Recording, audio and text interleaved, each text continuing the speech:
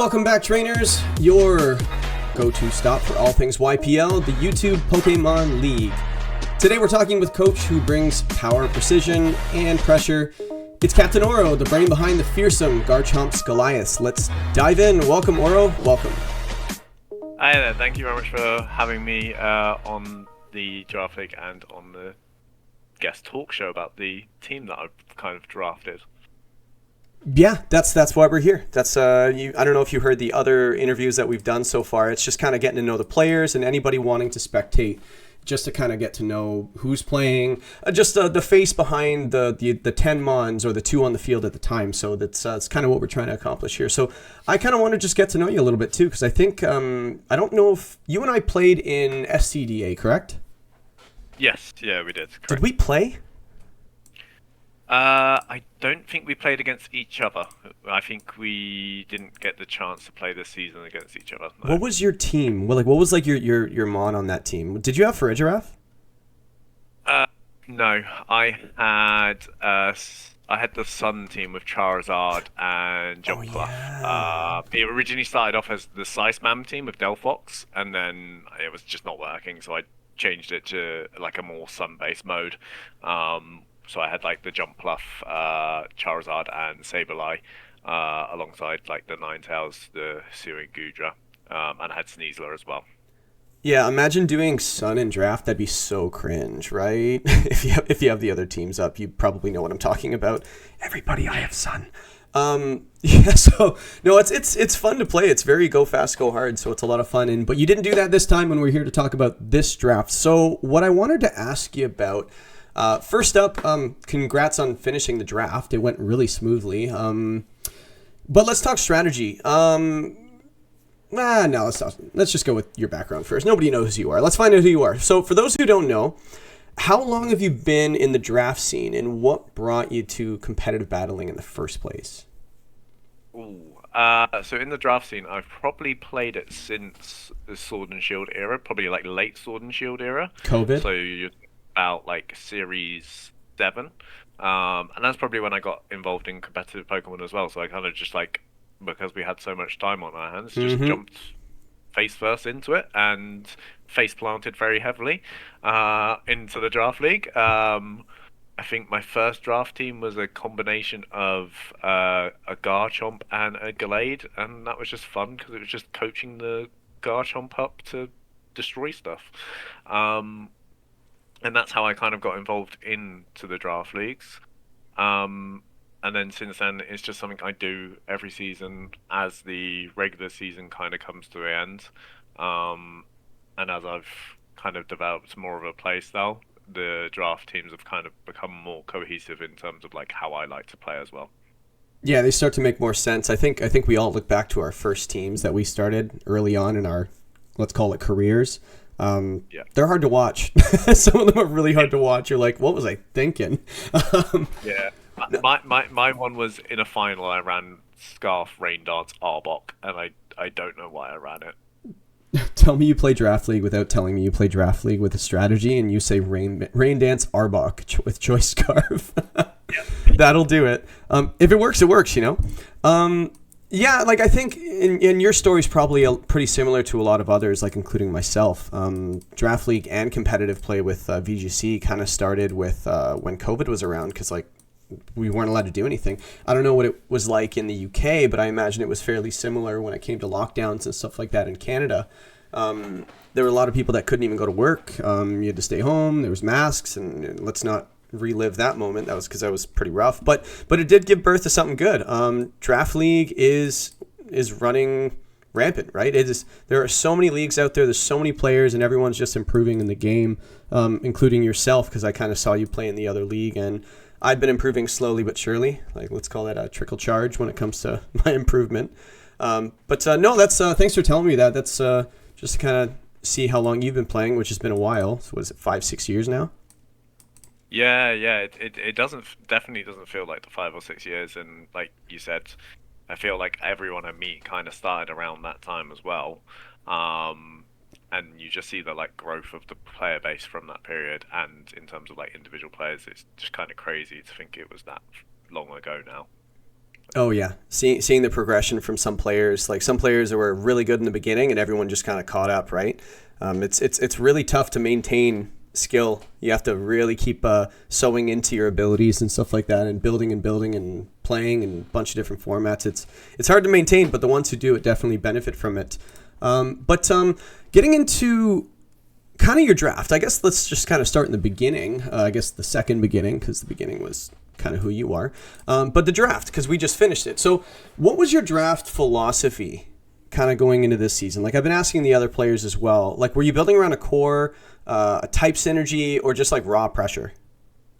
So I think mine's going to be slightly different to everyone else. So I think when you first came to me with the league and kind of said, "Oh, this is the plan we're going to go with," and I was like, "Yeah, this sounds really good. I haven't done a draft league like this before." And then I kind of looked at it. I had a bit of a panic, going, "Oh my god, like the flutter mains and the bundles and all this are going to be running rampant."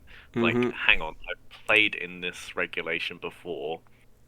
Why don't I just go with what I had when I went to the tournaments with that, which was Grimmsnarl, Hisuian Gudra, Arcanine, Ogerpon, Waterstone, Wellspring, not Waterstone, um, Cress, and I had like a combination of a few tournaments I played with Annihilate, a few tournaments I played with Moltres, and a few tournaments I played with Volcarona, and they all worked really well. So like, okay, if I can pick up like a large chunk of that core and have that in my team, then I know I've got comfort in there in the team, and I've also got lines that I'll kind of know that I can play, and I know they work. So that was kind of what I went with, which is why my first pick was Grimmsnarl, which kind of seems weird to pick up in a high power format like this, where you've got quite a lot of like paradox Pokemon that are high value.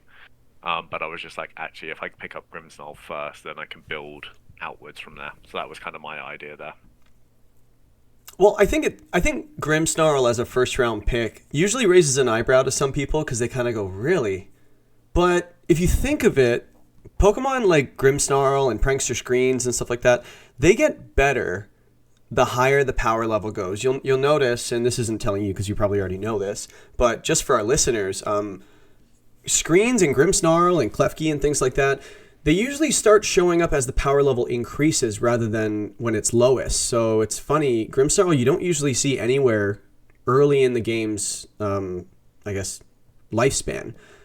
Just because the power level's a lot lower, you have to rely on a little weaker Pokemon because the dex is only usually about 400 or slightly less. So once you expand to over 1,000, fantastic, right? So Grimmsnarl I thought was a great pick in hindsight after kind of seeing the teams develop. So especially it knocks off your dark type, so your anti-prankster.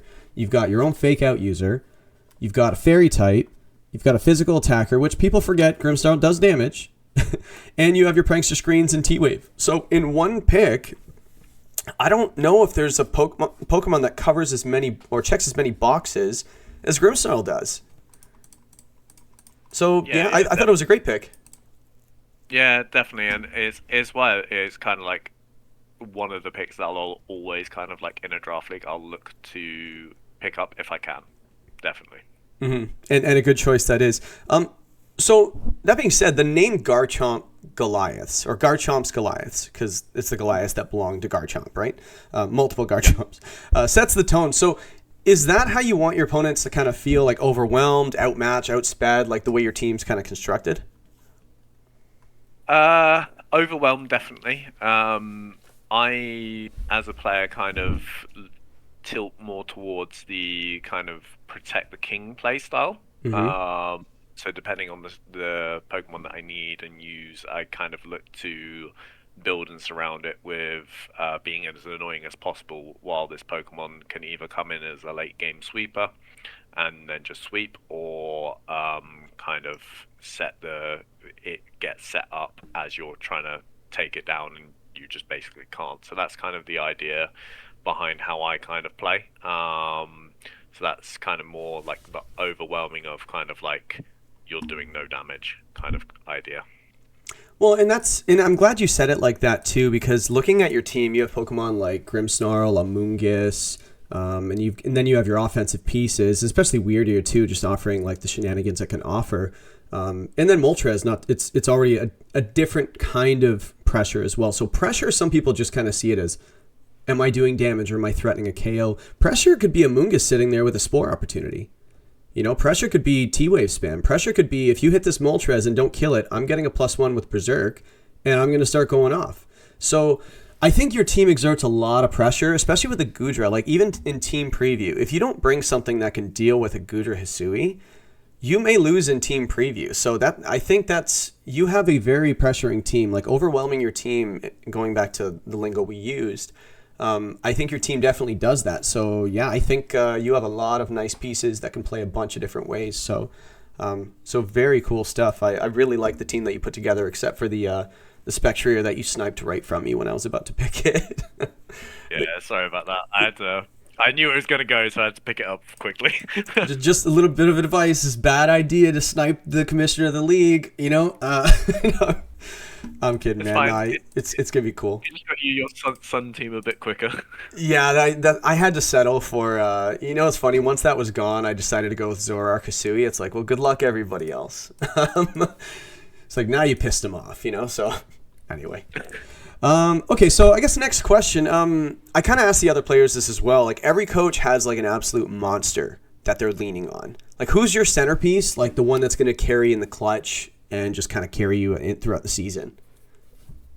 Yeah, I mean, I think we've already spoken about it before. But I'll highlight it again. I mean, it is Grimmsnarl.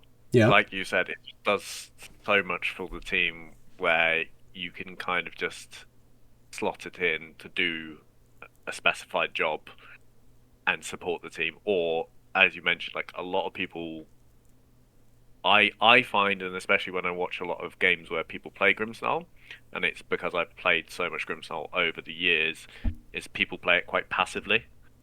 Yes. There's so many kind of turns where you can actually play Grimmsnarl quite aggressively. So I think Grimmsnarl is a very kind of cornerstone of this team. But I think there's also flexibility within this team as well. Like, Among Us brings on so much pressure. Arcanine has so much pressure in the team as well, which support the rest of the team. So Grimmsnarl is definitely the one that stands out, but there's definitely other Pokemon there that can take over that role if needed. So it's not a case of if Grimmsnarl goes, it's a bad thing. Yeah, I definitely agree with that. Like yes, you have a bunch of really nice pieces, but I feel like Grimmsnarl, like we were talking about before, covers so many different things, and it can find a home on every single team. Like, there might be one week where, like, I don't know, you're facing like an Ogerpon or something like that. Maybe Amoonguss stays home that week, right? But I don't think there's a week that Grimmsnarl stays home. I think it just kind of sits there and finds its own place. Like, you throw it on the team and go, what role is it going to cover this week? Do I need speed control? They have dark types? Nope. Okay, let's go T-Wave spam this week, and so on and so forth. So I think that you're absolutely right on the money when you say that's your centerpiece. But getting into like strategies and stuff like that, as we're kind of slowly moving our way into, without giving too much away, is there a specific Pokemon or strategy that you think your opponents are kind of sleeping on? I would, from my team, I think It's one I'm looking at. Okidoki could do a role. My thoughts exactly. With, I don't want to give too much away. Okidoki and could do a role, and there's another Pokemon that I could think of, but if I say it, it might give away the role that it could do in pairing. So that's fair. That's fair. Whatever you're willing to give us. So if it's just like, yeah, look out for Okidogi, maybe it just kind of draws people's eyes to it, saying it might kind of take them away from something else, that maybe your Arcanine with Paranormal E-Speed with Choice Band, maybe they might be like, oh, he said Okidogi's kind of sneaky. So maybe one of your other strategies, like even Belly Drum Azumarill, just starts going off, right? So that's the thing about the power level in this format, is just you can't prep for everything, right? So these little sneaky strats, I think you're wise to not give them away. But yes, Okidogi. Yeah, the funny thing was that Okidogi wasn't actually my original pick. I went for Milotic and forgot it had been taken, and then I was like, oh, I need to pick up something that can kind of deal with other imposing intimidate Pokemon. I was like, well, it's going to have to be Okidogi. And then I looked at it and it was like, actually, this is actually quite good for my team because I can pick up a Azumarill on the way back. So that's how it kind of ended up with those two. Well, it's funny that you say that as well. Like, you wanted Milotic as well, and I think everybody that plays kind of knows what you're going for there defensively. I don't think I've ever really counter teamed as much as I have, where like throughout the draft you have to look at your own synergy, but at the same time, what does everybody else have? Like, you're seeing so much power on all 9 other teams, and you're just like, I have to have something. Like, once the Dozo went in like round 1, it's like, well, better draft a Dozo Geary counter right off the bat. And then you see other teams start to develop. You're like, do I have anything for this? And if the answer is no, well, now your draft has to kind of pivot in a way that, you can't just hope for the schedule to be kind, right? So you kind of got to be able to answer most things, but also maintain synergy. So I don't know if you experienced that throughout as well, but clearly the Intimidate, even though it's a more broad kind of strategy, did you find yourself doing that as well? With the picking up the Intimidate Pokemon? Well, just more so like counter teaming and stuff like that, like watching what everybody else is doing while maintaining your own draft. Yeah, in a way, yeah. Like, I think I had, because I was in quite a good position in the draft in terms of 4th, while on the turn back round I had a lot of waiting time. It was like once I picked one Pokemon, I knew as it was snaking back up to first pick, it was going to come back in 3 turns. So, and I think once you start noticing the trend in other people's teams, like obviously we've got the Sun team, we've got the Hard Trick Room team, we've got the Rain team, you can kind of start narrowing down their picks. So you're kind of like, okay, they're not going to pick the Pokemon I want. So you can kind of start looking at the Pokemon that and make it towards you, and have like a list of what you want. I tend to look for tools that will help out my team, and while I'll try and go for comfort in terms of like I've used Milotic before in the draft league, Cresselia was a Pokemon that I missed out on because I've used it previously during the regulations. I'll look for Pokemon that have similar tools alongside it so that I can, if I lose it, it's not such a detriment. That's just smart drafting, I think. Like, the things that you can't afford to replace, get it early, right? Like, if you're just, if it comes down to, hey, Arcanine Hisui's there, let's go pick it. But if for example, like, I don't know, say Spectrier, it's like, there's no other ghost that I want. I can go get the other Arcanine if I need. So yeah, let's go get that ghost one first, and then if Arcanine makes it back to me, great. If it doesn't, I can go get something else that will fill that role. So I think filling out roles like you're talking about is a really smart way of drafting, and I think you did that very well. When it comes to team construct, like we're talking about like pieces and getting sniped and stuff like that, we mentioned a few snipes already, but did anyone steal a pick from you that like still like just stings? Like, it still stings, and did you return the favor at any point in the draft? Like, obviously you took mine, but did you kind of take anyone else's stuff that they were complaining about? I think I did take someone's pick, but I can't remember which one I think it was Moltres. I think I sniped Moltres off of someone. I can't remember who it was. Oh, I think I remember hearing that as well, or reading that in the chat as well. You took my Spectrier, which I voiced because I like to cry. And everyone needs to know about it, but yeah, but like, I could understand both because they're both like such a good Pokemon as well in terms of like the sets that they can run. Yep. So they're very, very good, especially with the Grimmsnarl Spectrier. That's such a nice combo. I love it. And it just fits your team so well. Well, which one? So you talked about 2 snipes. Which one hurt more, the Cress or the Milotic? I would actually not say either of those. I had a third snipe, which I was like almost like 70% gonna lock into, and then I was showing my friend this draft as well as we were doing it, and he was like, "Low key, you should probably go Among Us over the Volcarona." And I've used Volcarona and Among Us loads, but I find Among Us commands like a kind of respect towards it. Like, you have to tech out for it.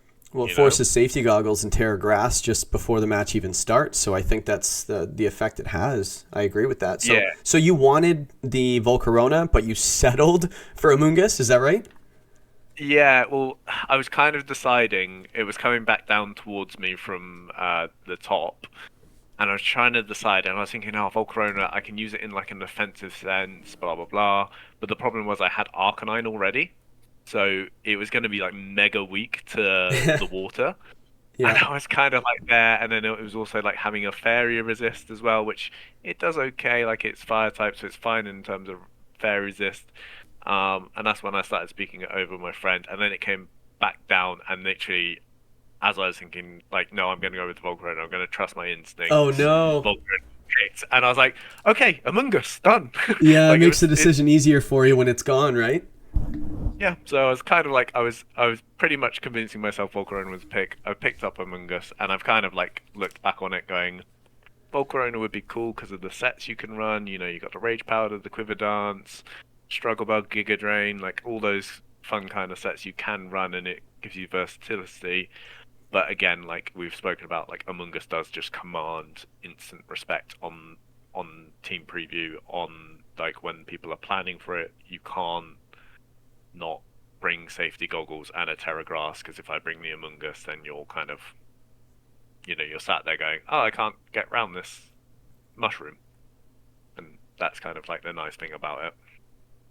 Yeah, and it's funny, like we were talking about, like just having the existence of a Pokemon on a list of 10 names, because the rosters consist of 10 Pokemon.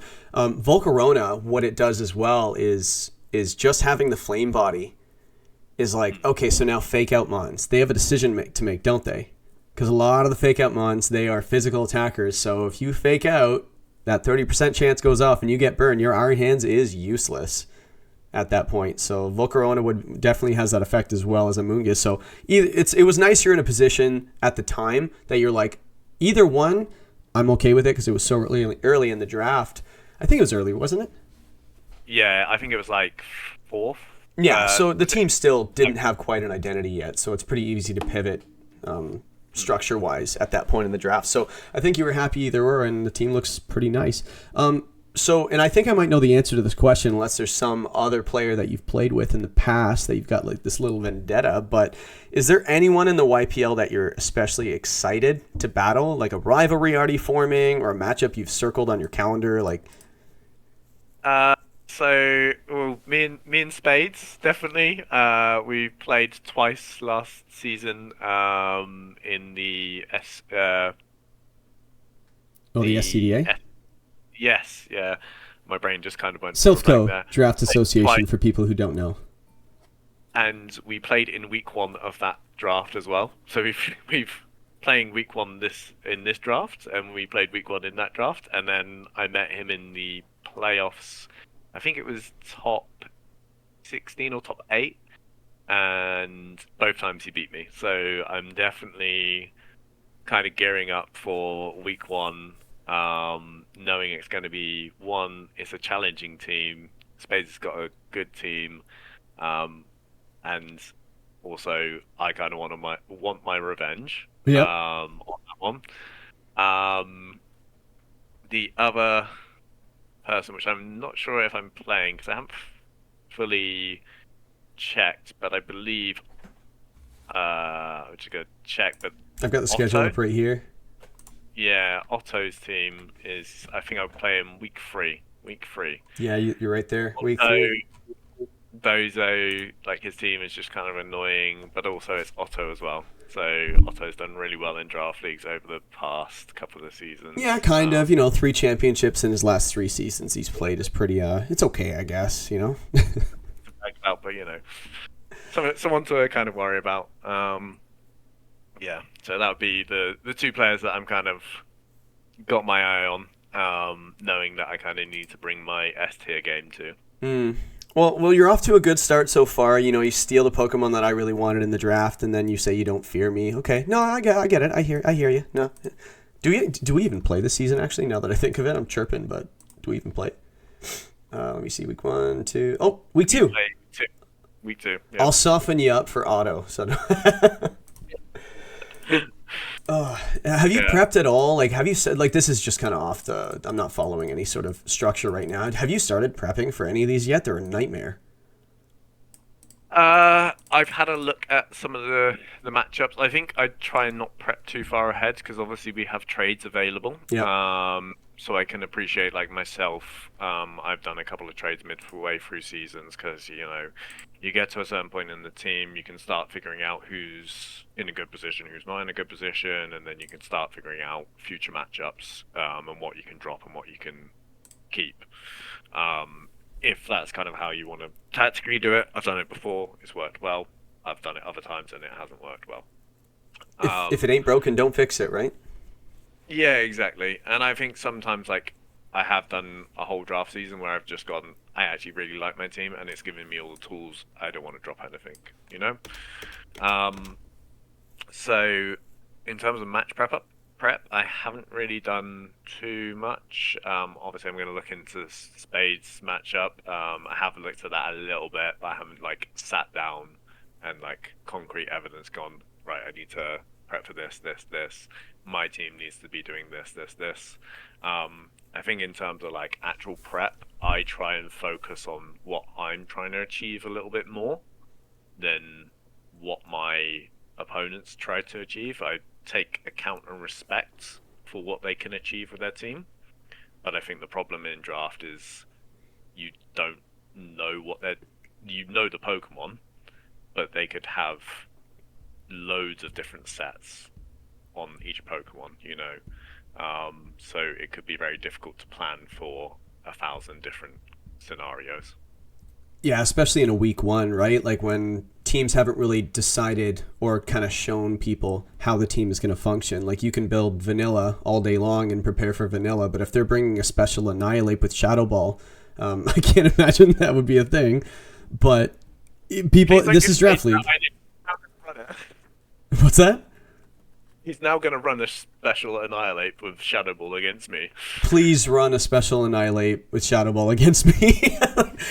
When people like to cook, I go, okay, that might win you a game. I think Spades actually said that himself. It might take a game, but maybe not a best of 3. So this is where the fundamentals come into play. So yeah, week one's always tough. Week one is always tough. Kind of see how the teams kind of look and are on the field, right? And you don't really know until they actually click the first move. But that kind of does it for the kind of questions, just to kind of ask you about your draft, your team, things like that. But I do like to do these rapid fire kind of round questions. So I got a few of them for you. Ready? Yeah. Shoot. All right. Favorite Pokeball to use? Go. Use Grimmsnarl. Grimmsnarl? No, Pokeball. Pokeball, when you catch things. Dive ball, 100%. Oh, 100%. Okay. I didn't ask for any clarification from people in the past, so I'm just going to stick with that, even though I have questions. Better type combination, Dragon Ground or Fairy Steel? Fairy Steel. Yeah, probably because it's just better. You have Garchomp, so Garchomp or Salamence? Who's scarier? Garchomp. Ah, okay. An item you can't live without? Ooh, Light Clay. Oh, says the Grimmsnarl player. Okay. I think I asked the other players this as well. What's the most annoying move in the game? Quash. Oh my goodness. Okay, I got Spore and I got T-Wave, and now you're saying Quash. I'm glad I'm getting different answers because I just always expect Spore. And one that I didn't ask the others, what is your prediction, just at first glance, for your win-loss record this season through the 8 weeks? 8 weeks. 8-0. Oh boy, let's go. Throw down the gauntlet. Let's go. No, I love it. But I do have a question. I'm just gonna kind of open the floor for you. Message to the league, fans, future opponents watching. Go. Come along and watch, everyone. I'm sure it's going to be mad fun seeing all this creative fun with these high power Pokemon for everyone. There's going to be lots of content to watch, so for the fans, come and watch everyone, come and cheer everyone on, especially myself and the Garchomps Goliaths. For my opponents, watch out, I'm coming. I am going to try and go for that 8-0 as best as possible. Oh boy. Big words coming from a guy facing Otto. No, I love it. I love it. We've had 3 confident players so far, and you're no exception with the next one, and hopefully we get more of that. So that's Coach CptAuro and the Garchomps Goliaths are officially here. The draft is done, prep is in motion, and the rest of the league better be ready as per what CptAuro just said. Be sure to subscribe for more YPL coverage, including match highlights, team recaps, and a fierce race to the top. Drop a comment down below. Which Mon do you think will be CptAuro's MVP? He thinks it'll be Grimmsnarl. Will it be it? More interviews and preseason analysis from the YPL are coming your way soon, so stay tuned. Peace.